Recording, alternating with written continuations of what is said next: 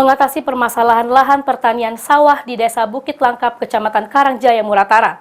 Dinas Pertanian dan Perikanan setempat mengusulkan kepada Dinas PUBM untuk melakukan normalisasi sungai.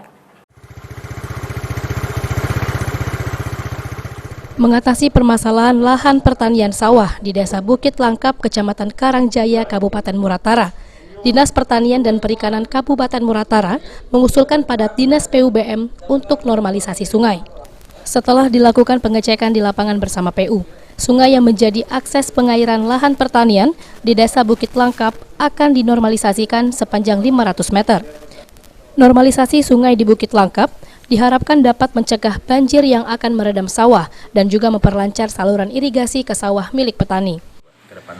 Kemarin kita dengan PU sudah melakukan cek lokasi, mudah-mudahan di situ jadi prioritas kita ke depan, insya Allah 2023. Kegiatan itu kita laksanakan untuk normalisasi sungai yang ada di Bukit Langkap.